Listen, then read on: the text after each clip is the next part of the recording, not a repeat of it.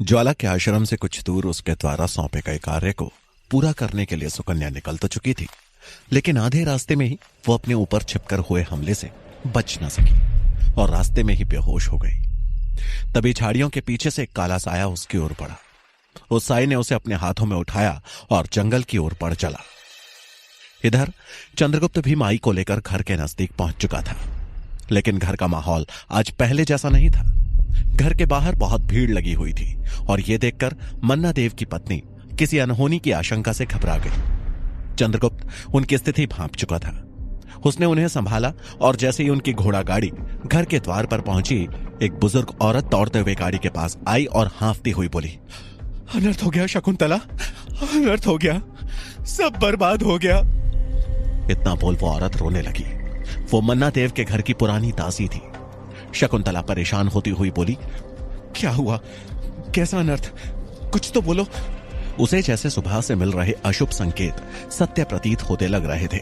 शकुंतला तुरंत गाड़ी से उतरी और घर की तरफ भागी। चंद्रगुप्त उसके आगे चल भीड़ को हटाने का प्रयास करने लगा। चंद्रगुप्त चिल्लाते हुए बोला, हटो, रास्ते से हटो, हट जाओ सब। शकुंतला भीड़ को चीरती हुई अपने घर के भीतर पहुंच गई, लेकिन वहां ऐसा कुछ भी नहीं हुआ था जो अनर्थ होने का संकेत दे रहा था। वो चिल्लाती हुई ऊंची आवाज में बोली, क्या हुआ है यहां? तुम लोग ऐसे झुंड बनाकर क्यों खड़े हो? कोई कुछ नहीं बोला। सभी चुपचाप खड़े शकुंतला को ही देख रहे थे। कुछ लोग आपस में ही फुसफुसा रहे थे, बेचारी शकुंतला कैसे रहेगी मन्ना देव के बिना? अकेली औरत का रहना श्राप है, श्राप। गुलामों पर अत्याचार का परिणाम है ये सब। भगवान सबको सजा देता है। अरे आप मन्ना देव लौट कर नहीं आने वाला, सेनापति उसे जिंदा नहीं छोड़ेगा। वो किस बच्चे के बारे में पूछ रहा था?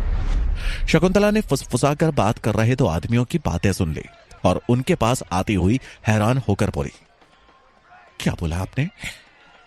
मन्ना देव लौट कर नहीं आएगा? कौन सेनापति? क्या अत्याचार, क्या परिणाम?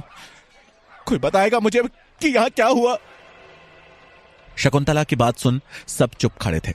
उसने आशा भरी दृष्टि से दासी की ओर देखा, लेकिन उसने भी अपना सर झुका लिया। शकुंतला का मन उनकी चुप्पी देखकर अधीर हो उठा था। वो कुछ कहती या करती कि तभी एक बुजुर्ग आदमी शकुंतला के पास आया और बोले, पुत्री, क्या तुम्हें ज्ञात नहीं, मन्ना देव को मगध के सैनिक उठा ले गए हैं। वो लोग किसी गुलाम बच्चे के बारे में पूछ रहे थे, लेकिन लाख पूछने पर भी मन्ना देव ने तो उन्हें कुछ नहीं बताया। वो मन्ना देव को घसीटते हुए मगध ले गए। मुझे नहीं लगता इतनी जल्दी वो उसे छोड़ देंगे। ये सुनते ही शकुंतला घबरा गई और बोली, मगध के सैनिक? और कौन सा गुलाम बच्चा? आपने रोका क्यों नहीं उन्हें? वृद्ध आदमी बोला, मैं क्या करता पुत्री, बहुत सारे सैनिक थे वहां। उनसे कुछ कहता तो वो मुझे मार डालते। ये सुन शकुंतला दृढ़ निश्चय करती हुई बोली, ठीक है, आपने नहीं समझाया तो ना सही, लेकिन वो मेरे पति हैं। मैं जाऊंगी मगध और सैनिकों को समझाने का प्रयत्न करूंगी कि मेरे पति ने कुछ भी गलत नहीं किया है। मैं अभी मगध के लिए प्रस्थान करती हूं। उसका हाल बहुत बुरा था। आंखों से बहते आंसू भी रुकने का नाम नहीं ले रहे थे। उसने मगध जाने की ठान ली थी और आगे बढ़ने ही वाली थी कि चंद्रगुप्त उसे रोकते हुए बोला, भाई क्या कर रही हैं आप? अगर आप वहां गई तो सैनिक आपको भी बंदी बना लेंगे। आपकी जान को खतरा हो सकता है, बुरा हो सकता है आपके साथ। मैं आपको नहीं जाने दूंगा। शकुंतला भावुक होती हुई बोली, अगर मेरे स्वामी मगध में है तो मेरे प्राण भी उन्हीं के साथ ही है ना चंद्र। मैं तो सिर्फ हाड़ मांस का शरीर लिए ही घूम रही हूं। इससे बुरा और क्या हो सकता है? अब उन्हें छुड़ाने के लिए तो मुझे जाना ही होगा। चंद्रगुप्त समझाते हुए बोले, माई, हम उन्हें छुड़ाने जाएंगे, परंतु पूरी बात जानने के बाद। आचार्य चाणक्य कहते हैं कि भावुकता में उठाया गया कदम घातक होता है। हमें पहले बात की तह तक जाना होगा कि वो गुलाम बच्चा कौन है जिसकी खोज मगध कर रहा था। उसके बाद ही हम कदम आगे बढ़ाएंगे। आपको अभी आराम करने की आवश्यकता है। चलिए अंदर। शकुंतला के पास कहने को शब्द नहीं थे। चंद्रगुप्त उन्हें सहारा देकर घर के अंदर ले गया। वहीं बाहर खड़ी भीड़ में श्वेतबाहु भी था। वो ये सब देख रहा था। उसकी नजर चंद्रगुप्त पर ठहर गई थी। वो बस वहां से भीड़ छटने का इंतजार कर रहा था। जहां एक और श्वेतबाहु मुरा के पुत्र का सत्य जानने की कोशिश कर रहे थे, वहीं तक्षशिला में पब्बत अपना झूठ छिपाने की कोशिश में लगा था। पब्बत और वीरसेन आचार्य गजानन के समक्ष चुपचाप खड़े थे। राजहंस के भागने की खबर सुनकर आचार्य गजानन गुस्से में थे। गजानन गुस्से में बोले, ये कैसे हुआ? एक अदना सा व्यक्ति तुम दोनों की कैद से भाग कैसे सकता है? और राजकुमार पब्बत, कहां गई तुम्हारी शिक्षा? इस प्रकार करोगे मगध जैसे विशाल साम्राज्य की रक्षा? जब तुमसे कैदी नहीं संभाला जाता तो मगध कैसे संभालोगे? पब्बत सर झुकाकर बोला, क्षमा करें आचार्य, गलती मेरी थी। यह सुन वीरसेन को लगा जैसे पब्बत अभी सब सत्य बता देगा, लेकिन पब्बत ने बात पलटते हुए आगे कहा, हां, गलती मेरी ही थी आचार्य, जो मैंने राजहंस को कमतर आंका। परंतु आपको यह वचन देता हूं कि राजहंस दोबारा तक्षशिला लौटकर नहीं आएगा। गजानन गुस्से में बोले, मैंने हमेशा सिखाया है कि दुश्मन को कभी कमतर मत आंको, वो भी तब जब उसका संबंध चाणक्य से था। अब मुझे ही कुछ करना होगा। कुलपति के सामने राजहंस के लिए कोई नई कहानी गढ़नी पड़ेगी। बस डर इस बात का है कि चाणक्य को इस बात पे शक न हो जाए, अन्यथा वो अपनी टांग इस मामले में अवश्य ही डालेंगे। चाणक्य का नाम सुनते ही पब्बत और वीरसेन हक्के बक्के रह गए। दोनों ने एक दूसरे की तरफ हैरानी से देखा और फिर पब्बत आश्चर्य से बोला, आचार्य चाणक्य तो गांधार गए हैं ना? और फिर आपने तो उनके पीछे गुप्तचर को। गजानन बीच में बोल पड़े, चाणक्य गांधार में होते तो हमें किसी बात का भय ही नहीं था, परंतु वो अब वापस आ चुके हैं। पता नहीं कैसे वो गुप्तचर के हाथों से बच निकले। और तो और उन्होंने राजहंस को लेकर हमारी और कुलपति की बातें सुन भी ली हैं। अगर ये खुला घूम रहा राजहंस कहीं उनके हाथ चढ़ गया तो अनर्थ होते देर नहीं लगेगी। राजहंस के जीवित होने का भय तो पब्बत और वीरसेन में नहीं था, लेकिन चाणक्य का राजहंस में दिलचस्पी लेना उनके लिए संकट अवश्य पैदा कर सकता था। पब्बत बात संभालते हुए बोला, आप निश्चिंत रहे आचार्य, मैं राजहंस को चाणक्य के हाथ नहीं लगने दूंगा। तभी वीरसेन बोला, क्या आचार्य चाणक्य और चंद्रगुप्त दोनों सुरक्षित लौट आए हैं? चंद्रगुप्त का नाम सुनकर गजानन तपाक से बोले, अरे हां, मैं तो उसके बारे में भूल ही गया था। मैंने उसे तो चाणक्य के साथ देखा ही नहीं। चाणक्य अगर वापस लौट चुके हैं तो उनका परम शिष्य कहां है? चंद्रगुप्त का स्मरण होते ही सब उसके बारे में जानने की जिज्ञासा ने जन्म ले लिया था।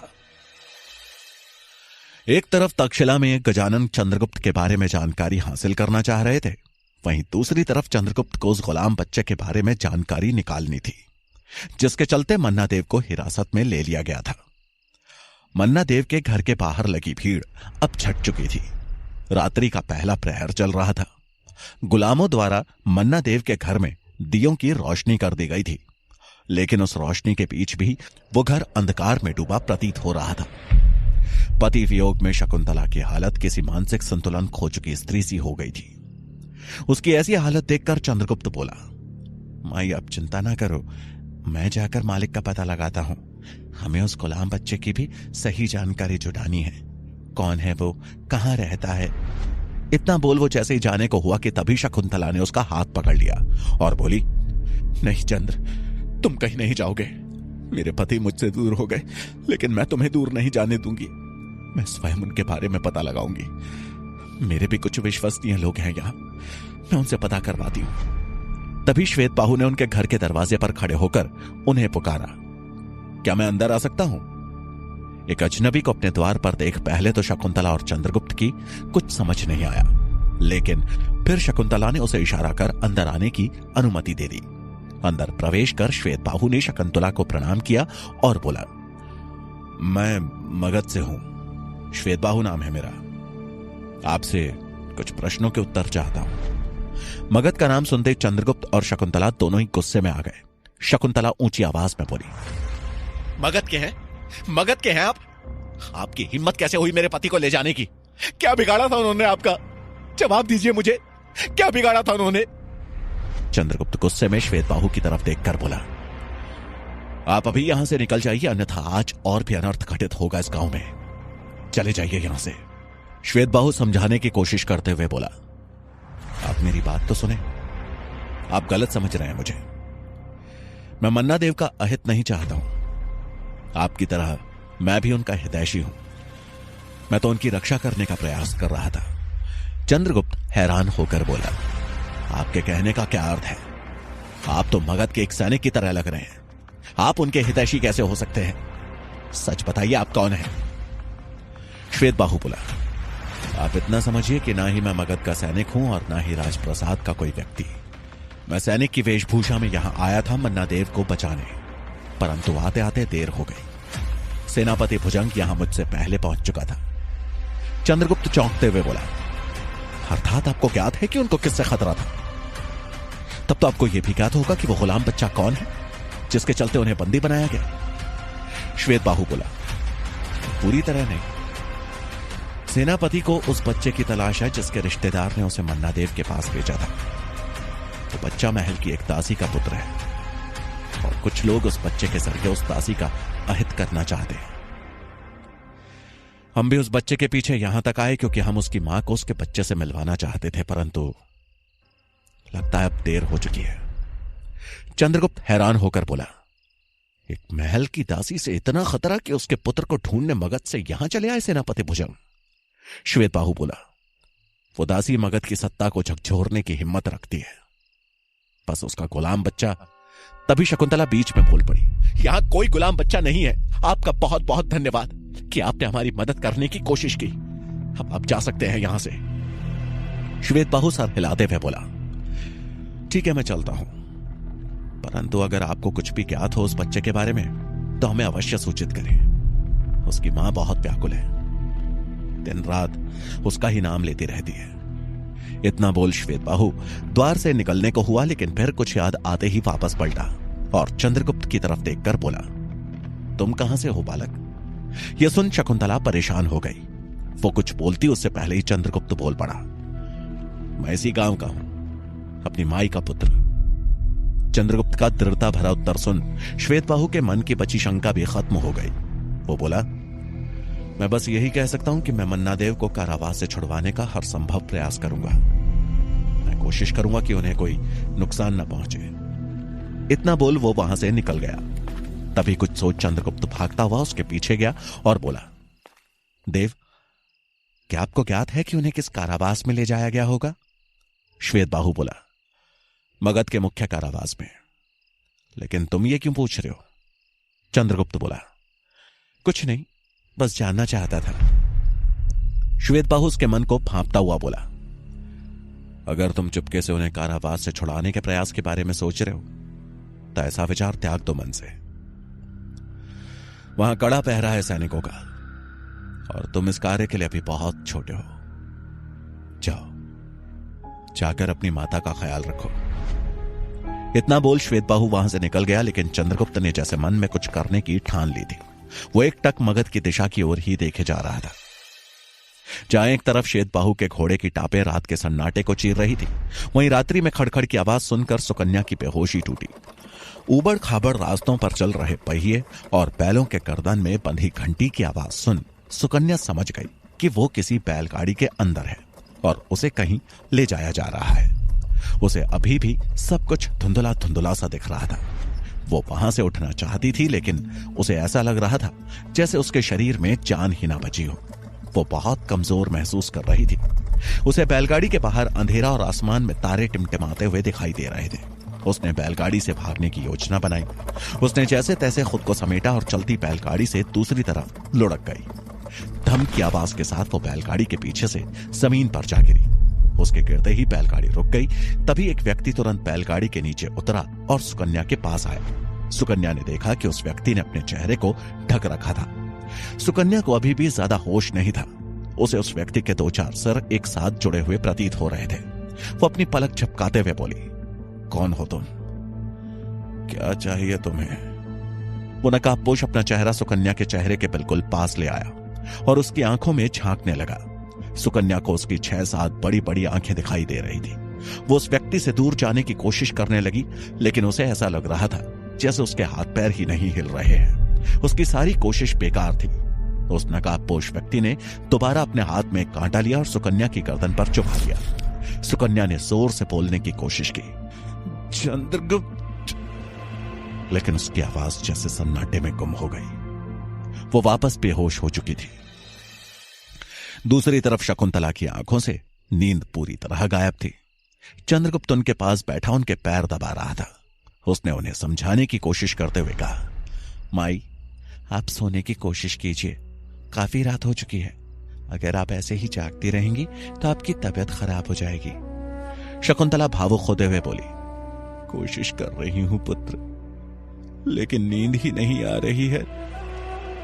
पता नहीं वो कैसे होंगे वहां, भोजन किया भी होगा या नहीं, कैसा व्यवहार कर रहे होंगे मगध के सैनिक उनके साथ, पीट तो नहीं रहे होंगे ना उन्हें। चंद्रगुप्त दिलासा देते हुए बोला, माई, आप धैर्य रखें, कोई कुछ नहीं कर रहा होगा उनके साथ, सब ठीक हो जाएगा। और फिर वो आदमी कह के तो गया कि उन्हें कारावास से छुड़ाने का हर संभव प्रयास करेगा। मुझे उसकी बातों पे पूर्ण भरोसा है। कुछ देर तक दोनों ऐसे ही बातें करते रहे। बातें करते करते शकुंतला को कब नींद आ गई उसे पता ही नहीं चला। उनके पांव दबा रहे चंद्रगुप्त को मानो इसी पल का इंतजार था। उसने धीरे से माई को चादर उड़ा दी और फिर अपनी तलवार कमर में खोंसकर उनके चरण स्पर्श करते हुए कहा, आशीर्वाद दो माई, मैं आपके सुहाग को सही सलामत मगध से वापस लाने जा रहा हूं। ऐसा बोल चंद्रगुप्त घर से बाहर निकला और धीमे से किवाड़ बंद करके निकल गया, उस रात्रि में मगध की ओर। क्या चंद्रगुप्त मन्नादेव को मगध से सही सलामत वापस ला पाएगा? सुकन्या को अगवा करने वाला नकाबपोश उसे कहां लेकर जा रहा है? क्या चाणक्य राजहंस का सत्य जान पाएंगे? जानने के लिए सुनिए चाणक्य का अगला भाग।